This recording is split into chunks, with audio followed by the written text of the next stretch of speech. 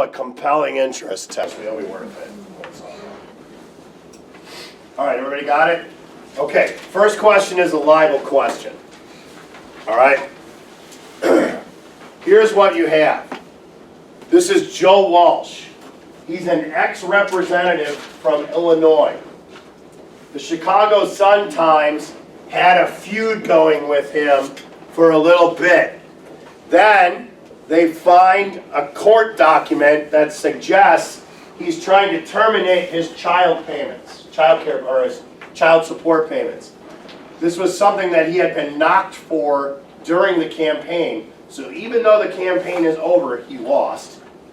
This is still an issue of some import. He threatens to sue the Sun-Times over the article.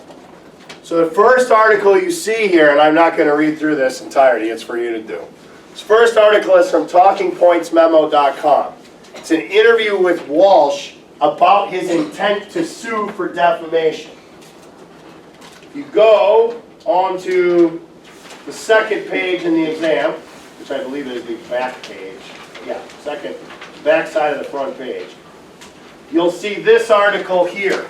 This is actually the article in question which Walsh is threatening to sue over. Okay? You'll notice that it was updated at one point. They did make a small change to the article after it initially ran on the Sun-Times website. But that's the original article there. The one that Walsh says has defamed him. Okay? Now, the question is pretty simple. Asks you to say, if he were to sue, could he meet all 6 elements of the defamation tort?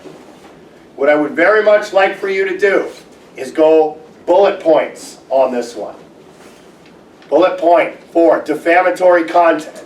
Bullet point for falsity. Don't say that falsity has to apply. Don't say defamatory content has to apply. Say whether it applies in this situation based on the original article.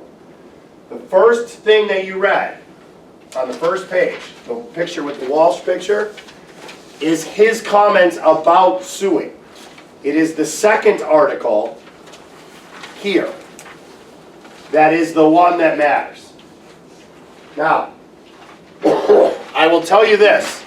It will be very easy for you to get into a situation where if you listen to Walsh's opinions, and there's some very contradictory opinions between his piece and the Sun-Times article. Okay, opinion doesn't matter here. Okay, Walsh's opinion doesn't matter. The question is whether or not the facts in the dispute support a defamation tort. Okay, there's some nasty stuff in that Sun-Times article. The question is whether or not it's libelous. Okay, and you have to walk through that. 6 parts of the test. Anything else that might be relevant is part of a bullet point. And then a yes or no answer on whether he has any chance of winning the case. Okay? Questions about that? Yeah? So are we looking at the Sun-Times article as fact, as the reality? The Sun-Times article is the article that he says is defamatory.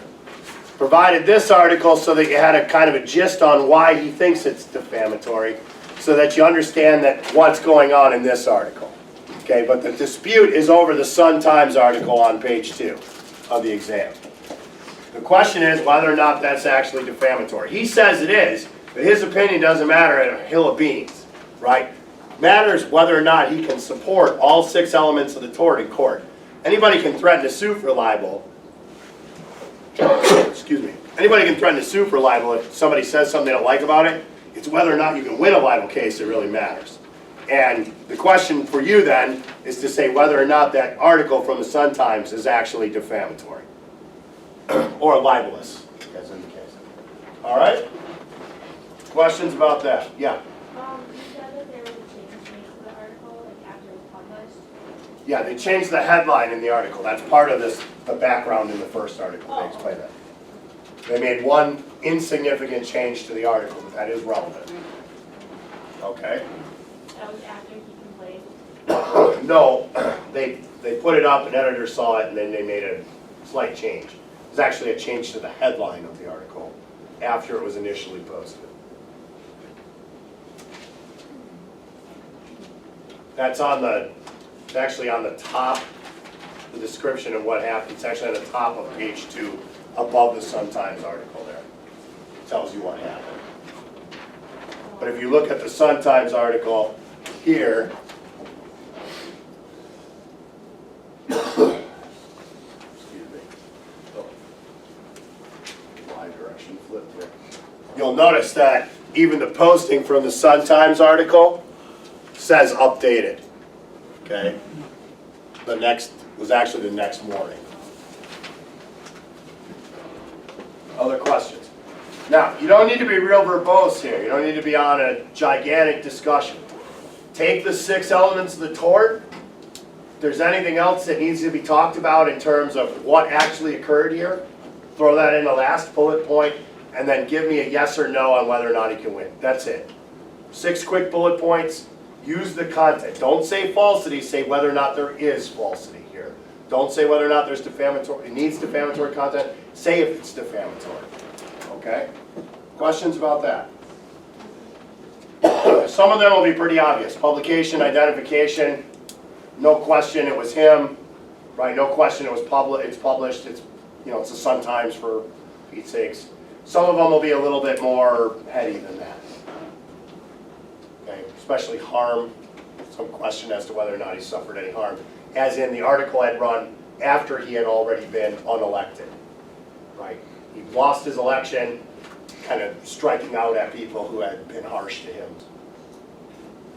All right, I need you to really pay attention on the next question, okay? There's an awful lot of setup in the next question. What is relevant is the actual regulation. So I want to go through it step by step, okay? Status of legal marijuana in some states is higher than it is in others. In a handful of states, marijuana is fully decriminalized, while in others it's available for legal medical use, and in others it's still 100% controlled substance. In Colorado, first state to fully decriminalize, the state was forced to develop guidelines for the advertising of retail outlets where marijuana is sold. From the state's guidelines on marijuana advertising, quote, constitutionally mandated regulatory scheme governing retail marijuana establishments must include rules establishing restrictions on the advertising and display of marijuana and marijuana product, must include requirements to prevent the sale or diversion of marijuana and marijuana products to people under the age of 21.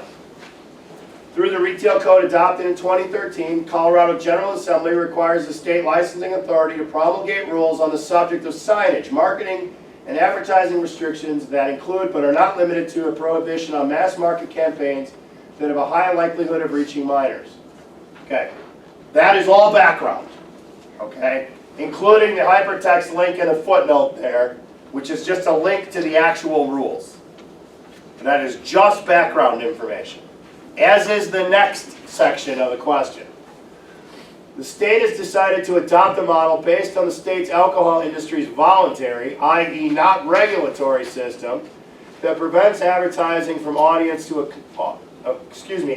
to an audience consisting of more than 30% minors under the age of 21. By formalizing the 30% standard as a legally enforceable standard, voluntary standard has become one that incorporates state action. Okay? Now, more background. After reviewing the rulemaking record, the state licensing authority has determined that in order to prevent advertising has a high likelihood of reaching minors, it is appropriate to model the retail marijuana advertising restrictions on this voluntary standard used by the alcohol industry. The standard is consistent with the directive in the state constitution to regulate marijuana in a manner that is similar to alcohol, while also recognizing the legal status of marijuana industry and legal status of the alcohol industry are not the same. Advertising includes marketing but not labeling. Advertising includes only promotions, positive statements, or endorsements that are obtained in exchange for consideration. Period. Okay. Everything to that point is just background. Here's what happened. Colorado, marijuana constitutional amendment passed by popular vote. Part of the implementation of that amendment required Colorado to come up with rules governing how marijuana could be advertised. They thought about it for a little while, and they came up with an ingenious solution. They would follow the rules that the alcohol industry sort of subscribed to. But those rules were never law. They were just sort of a voluntary standard in Colorado. But what the state did is they took that rule and made it a law for marijuana. So the alcohol industry had always subscribed to the idea that we can't advertise to audiences that are likely to be more than 30% people under 21. State said that's a great standard, but instead of making it voluntary, we're going to make it mandatory and make it law. Which means it is now a government regulation, a formal prior restraint against commercial speech.